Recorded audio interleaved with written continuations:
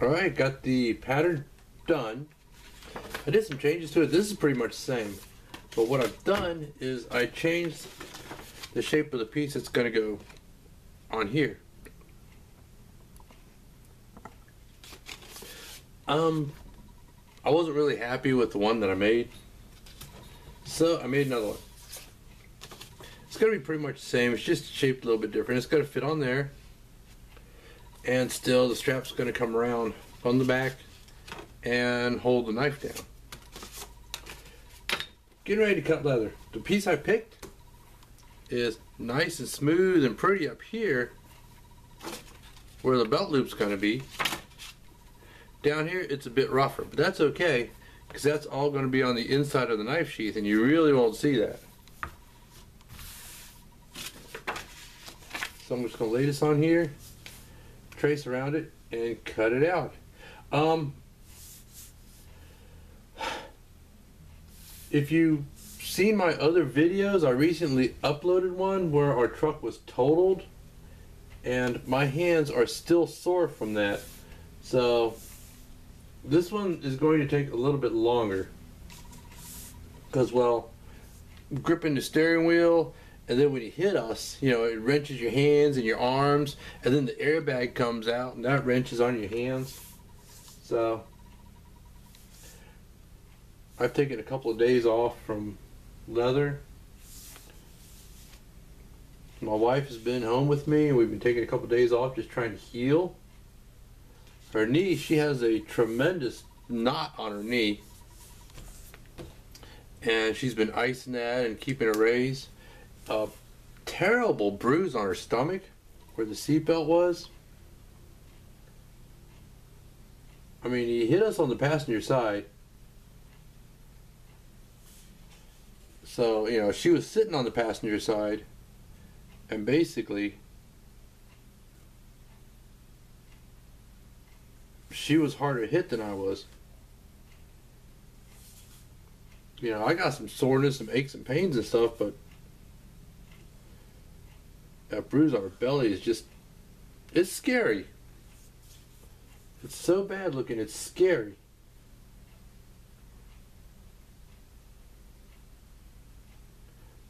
Oh, my ribs are still killing me where the seatbelt came across.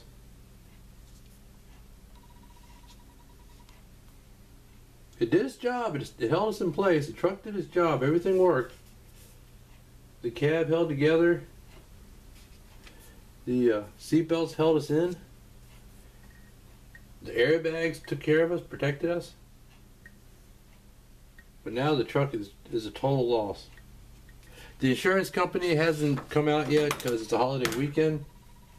But just looking at the truck and the way it's totally smashed in, you can tell that it's a total loss. Well, I'm going to start out. I'll put a link in the description if y'all haven't seen that video. Cutting my, well, link to the, crash. Cut some straight lines here.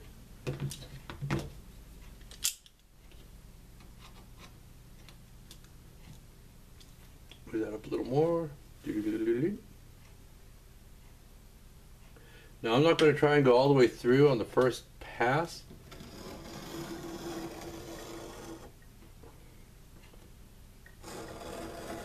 Especially because of the way my hand's shaking. Try and go down a little.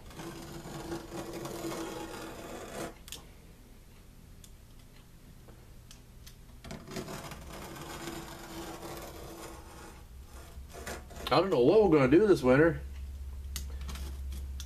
That truck was our way of getting out of the mountains when it snows. It's a four-wheel drive truck.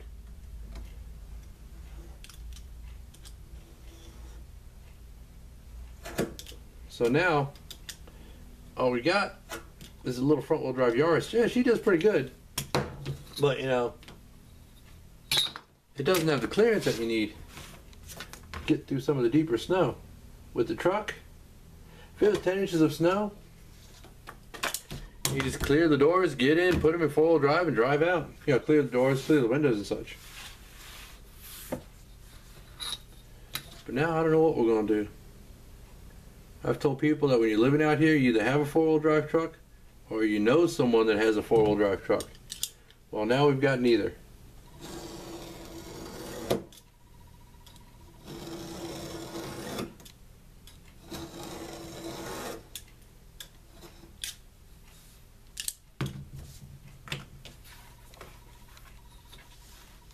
Yeah, I'm still a little bit upset about that.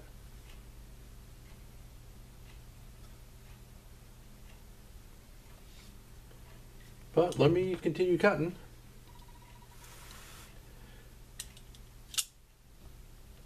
And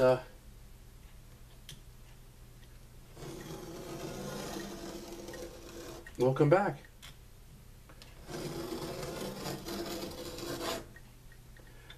By the way, this utility knife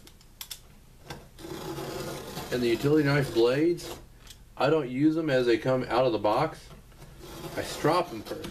First, I sharpen them, and then I strop them. There we go.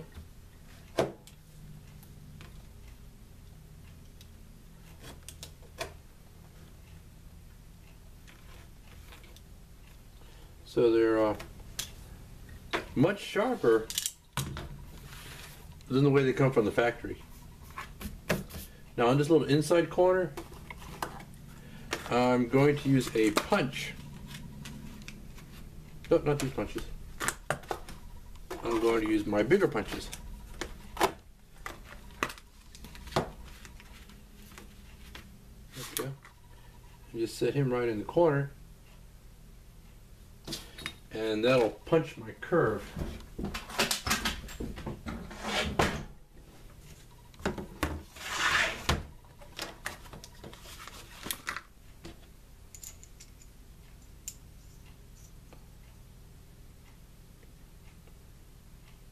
Oh, that's right.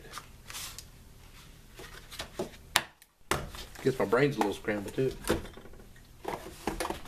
Let me get my punch here.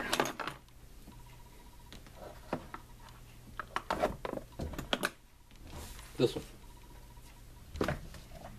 And my, oops, craft tool mallet.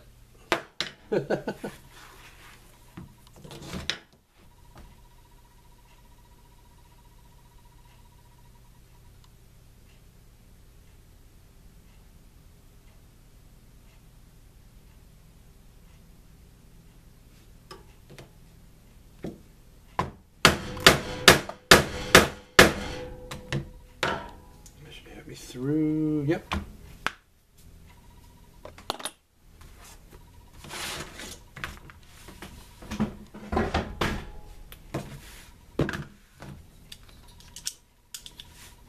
I can go ahead and cut this piece off. Well, cut this piece here. Usually when I'm making something like this, I cut my straight lines first. But you know, a lot of times I'll just make it up as I go along. So I'm going to put that up here so I got more surface area to work with. There we go.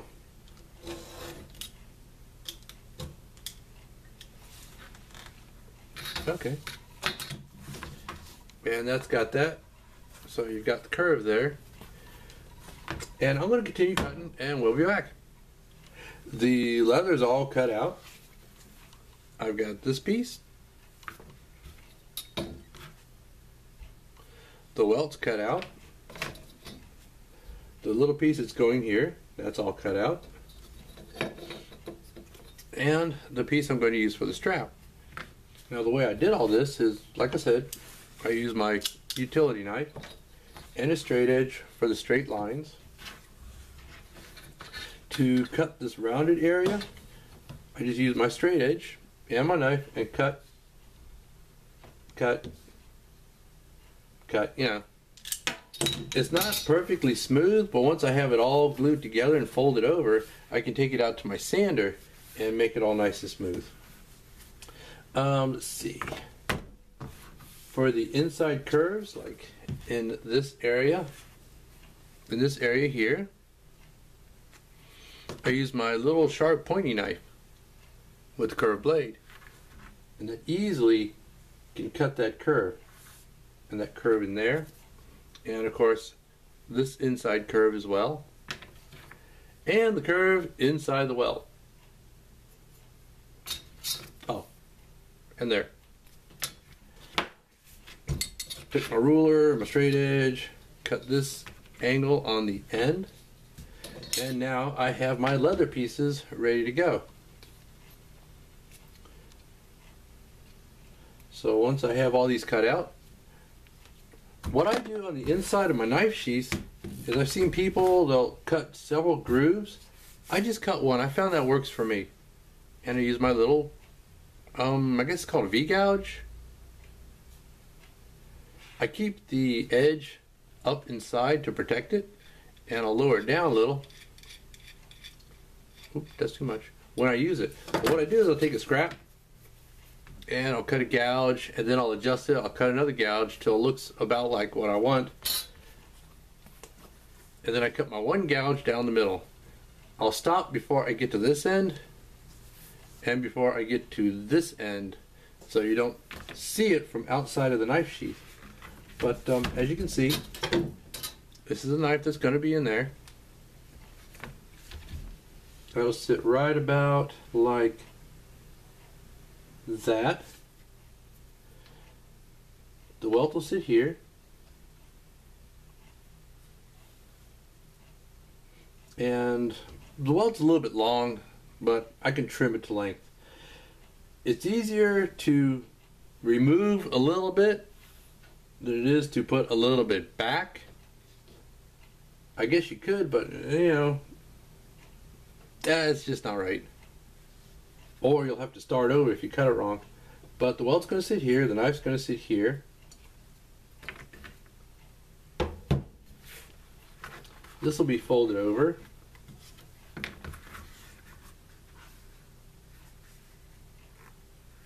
Yeah, that belt loop where it comes around that curve there, that's going to be just right.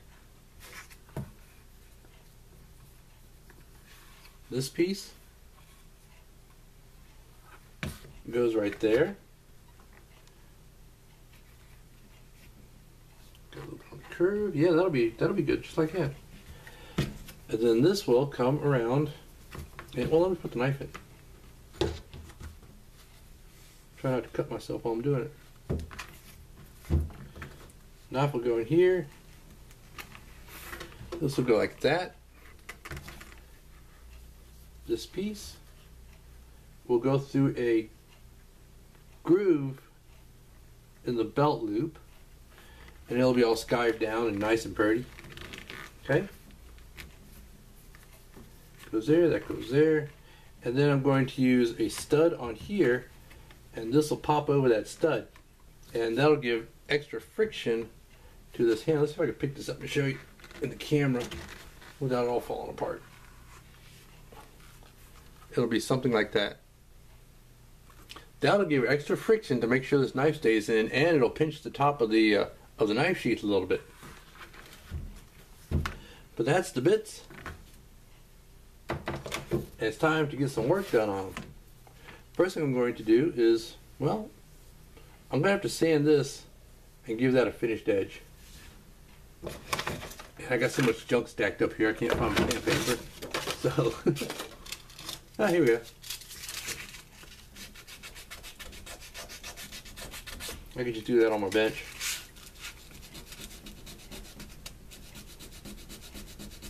But after I get that sanded and smooth, I'm going to go ahead, use my stitch groover, cut the stitch groove, put the stitch holes in, you know, do all the beveling, and go ahead and die that, and get this ready to go. Let's see how it fits across the top. I could probably do that too. That fits pretty much perfect. But I'm going to put the stitch holes and the stitch groove along here, up here, and across the top. I'm not going to do this edge yet until I get it all sanded. But you know what? I think I can go ahead and do that. That's really a precise fit there. Yeah, I'll go ahead and I'll do the stitch groove all the way around it and get some dye on that thing. So, let me get the sanding and we'll come back and see how far I've gotten. I've been doing some work on the little bits and pieces to get them ready to go. On this one, I've got the slot cut for where the strap's going to go through. It's going to go right in this hole here, or the slot I just cut. Then it's going to be stitched on the back side. And you can see how that's going to come around. Fold that over. And that's going to come around the handle like that. Got stitch holes in the end of the strap. Skive the end down a little bit just to make it fit a little nicer.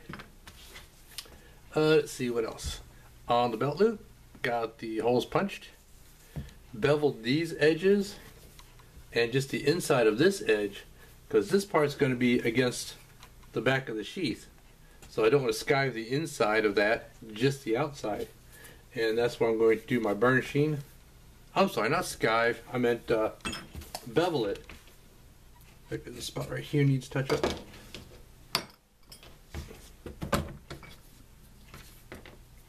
This piece, I got the edges beveled just on the outside now. But I got all my stitch holes in there. All I need to do now basically is get some dye on this stuff. But before I do that, I want to make sure that my dye does what I want it to do. Still got a bunch of stuff out here. He wants me to try and get close to the color of this. So I got my test piece here. It just has to dry for a while. It looks pretty close, and we'll see how it looks once it's all dried. And then I'll go ahead and do the dye work.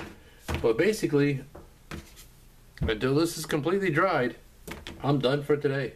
Well, yep, done for today, because I'm going to leave that sit overnight. Okay, and that is it for now.